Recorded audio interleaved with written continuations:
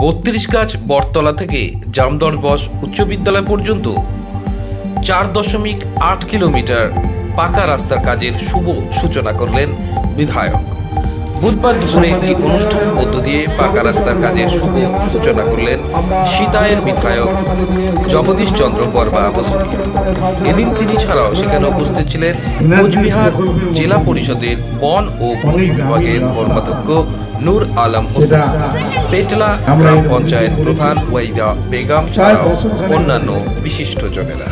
জানা গিয়েছে জেলা পরিষদের অর্থানুকূল্যে 2,52 লাখের বেশি টাকা ব্যয়ে নির্মিত হবে এই পাকা রাস্তা, এমনটাই জানিয়েছেন বিধায়ক জগদীশ চন্দ্র বর্মা বসু। এই মুহূর্তে আমাদের কেন্দ্র এবং রাজ্যের যে যৌথ প্রকল্প এবং রাজ্যের পাওনার বাবদ যে টাকা, তা কেন্দ্রীয় সরকারের কাছে প্রায় 1,15 কোটি টাকা, 1,15 কোটি টাকা বাকি পড়ে আছে, কেন্দ্র দিচ্ছে না।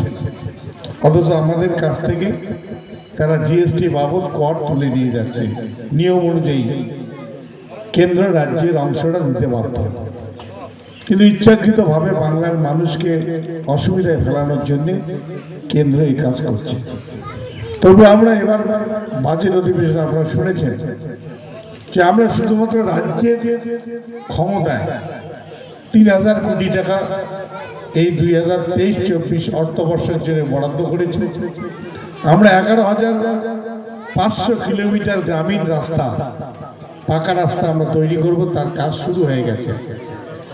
এই কয়েকদিনের মধ্যেই সেই কাজগুলো ধাপে ধাপে উদ্বোধন হবে এবং মাননীয় মুখ্যমন্ত্রী বলেছেন যে আমরা আমাদের সামর্থ্য অনুযায়ী কেন্দ্রের যত বঞ্চনায় থাক, বাংলার মানুষের যাতে কোনো অসুবিধা না হয়, সেজন্য আমরা বাংলার মানুষকে চলাচল করার মতো রাস্তা আমরা তৈরি করে দেব। তার